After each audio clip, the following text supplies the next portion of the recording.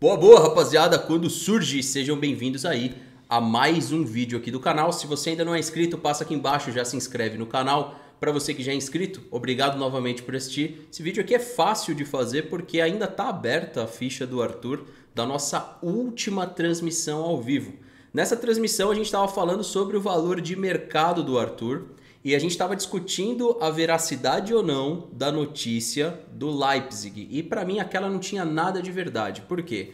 O Arthur pertencia ao grupo Red Bull, que comanda hoje o Bragantino e que por tabela comanda também o Leipzig. Então não fazia nenhum sentido, tá? Tanto é ó, que está aberto aqui a página ainda do Arthur. Tudo isso aqui foi material da nossa última live. Então assim, não fazia nenhum sentido falar do Arthur no Leipzig, por valor que seja, 10 milhões de euros, 12, porque os caras não iam cometer, no meu ver, né, esse amadorismo. Então isso daí seria muito mais uma troca de figurinhas do que qualquer outra coisa. Sei que a gente está em débito nas lives, né? Ó, aqui, ó, o famoso energético, mas é porque tá sem material. E essa notícia aqui é uma notícia mais quentinha aí, mais fresquinha, né? Porque os grandes portais postaram e aí sim dá pra gente levar a sério e ter uma análise mais criteriosa a respeito disso. Vamos dar um contexto aqui para falar do Arthur e falar e enxergar se é um jogador inegociável ou não. No meu ponto de vista, eu já adianto que não e já jogo a pergunta para você que me acompanha aqui, se você acha o Arthur um jogador inegociável. Deixa aqui embaixo se você considera que o Palmeiras não tem que vender por 15 milhões de euros, que é o valor que agora está sendo dito aí nas notícias, não é mais 10, é 15, que hoje é 80 milhões de reais. É muito pro Arthur, a gente já cometeu erros lá atrás com o Rony. Tem gente que enxerga acertos porque mantém o jogador ajuda em título, mas eu considero erro, porque a gente já não pega mais o valor que pegaria no Rony, talvez não pegue um valor tão alto no Veiga. Essas convocações do Veiga na seleção, para mim, são convocações para vender o Veiga, no meu ponto de vista. O Endrick está jogando muita bola, mas também está sendo levado para a seleção, porque tem metas a cumprir para não acontecer a mesma coisa que aconteceu com o Andrei. A gente sabe como funcionam esses negócios de futebol e a gente fala em várias lives aqui e tenta explicar para vocês todos esses negócios. Algumas pessoas levam mais a sério, outras pessoas acham que isso não existe, mas existe, tá?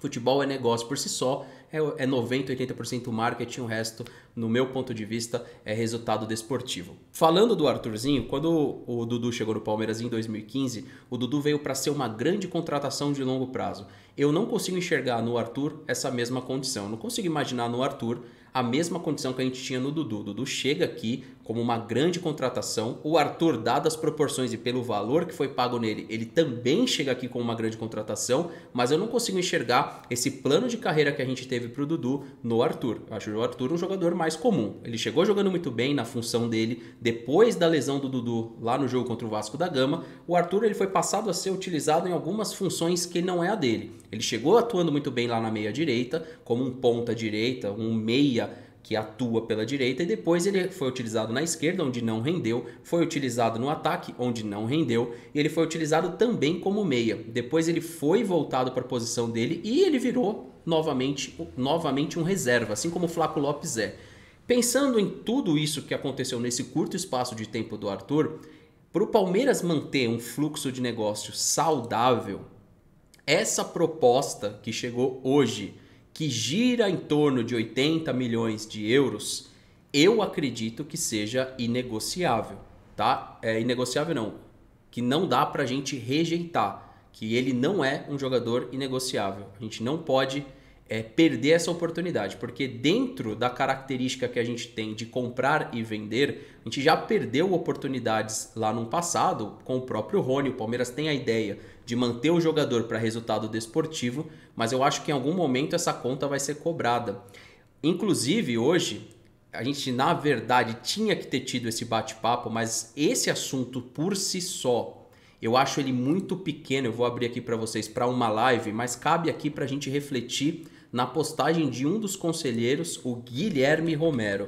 Olha o que o Guilherme postou no perfil dele hoje, que eu acho que é fundamental para a gente debater aqui essa importância da venda do Arthur. Porque quando a gente fala de crescimento, né, a gente também tem que falar da parte financeira. Então, segurar o Arthur representa para o Palmeiras um crescimento de fluxo de caixa ou de caixa? Eu creio que não. Essa aqui é a postagem do Guilherme Romero, vou deixar aqui para vocês, para a gente entender se vale ou não a pena vender o Arthur por esse valor, tá? Nós, torcedores palmeirenses, precisamos ficar atentos às mudanças do futebol. Vários clubes estão se reforçando e aumentando as suas receitas anualmente. As SAFs vão aumentar a competitividade do futebol nacional. Há quanto tempo eu já falo isso, rapaziada? Que os modelos, né, vão sendo copiados e aí a gente não vai sendo mais aquele clube, só o Palmeiras e o Flamengo nadando de braçada. Outros vão figurar. O Palmeiras está estagnado nas receitas, sem crescimento há 3 anos praticamente. O faturamento do clube era o dobro de São Paulo, Corinthians e quase 3 vezes do Santos, similar ao do Flamengo. Isso poucos anos atrás. Em 2023 essa já não é a realidade. O Corinthians e o São Paulo terão faturamentos similares à Sociedade Esportiva Palmeiras, enquanto que Flamengo vai pelo 3º ano seguido para a casa dos bilhões. Não podemos...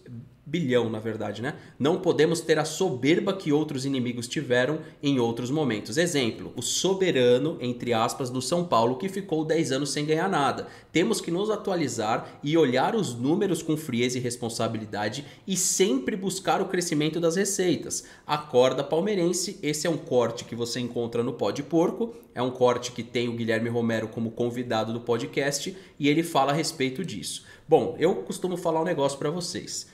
Quando a gente vê essa seleção brasileira do jeito que ela tá, só para vocês terem uma noção, Emerson Royal, o Gabriel, o zagueiro, a gente tem o lateral esquerdo lá, que eu sempre esqueço o nome dele, do Nottingham Forest, do Atlético de Madrid. Pra você ver, tem jogador da seleção brasileira que você não sabe o nome. Ontem eu acho que era Carlos Miguel, que era do Corinthians, Carlos Augusto. Na lateral esquerda eu não sabia quem era quando estava aquecendo. Isso é constrangedor para um jogador de seleção. Eu creio que muita gente não sabia quem era. Eu creio que tem gente no estádio que se você tivesse feito uma enquete lá, quem que é esse jogador? Não sei. Eu tenho certeza. Eu acompanho futebol e eu não sabia quem era o jogador. Quando bati o olho assim, eu falei, cara, parece o Eriksen. Quem é o Eriksen que tá com a camisa da seleção? Então a questão do Arthur é muito simples. Por que eu quis mostrar essa questão do Guilherme Romero, conselheiro do Palmeiras? O Palmeiras está estagnado sim. Porque você precisa criar um fluxo inteligente entre o que entra e o que sai. O Palmeiras tem contratado. Contratou o Arthur, contratou o Aníbal Moreno e tem contratado jogadores. Agora, a gente não define mais saídas. A gente tem criado pequenos planos de carreira dentro do Palmeiras. E a gente sabe que o futebol é um ambiente que desgasta o jogador. Desgasta a imagem do jogador quando ele não consegue jogar o futebol que o palmeirense imagina, que o torcedor imagina. Então, dentro dessa questão, eu não consigo enxergar no Arthur um jogador com crescimento, com expansividade como foi o Dudu. Então faz sentido você ter total esforço para segurar alguns, mas não para outros. Fernando, mas e se isso tudo for uma cortina de fumaça, uma vez que você critica tanto determinadas fontes da notícia, que aqui, quando a gente olha a notícia, os valores ainda não são confirmados, mas o Palmeiras investiu em março 8 milhões de euros, né? E aí mais para baixo aqui, ó, a gente tem, se eu não me engano, ó, a fonte da notícia tá aqui, ó. Camisa 14 já teve, Zenit conversa... se eu não me engano, estavam apontando o Nicola, não tenho certeza se essa notícia fala aqui do Nicola ou não, mas outras aqui falam. Se a gente voltar aqui na busca do Google, você vai ver vários textos e alguns apontando que o primeiro a informar foi o Nicola. Aí que está o ponto.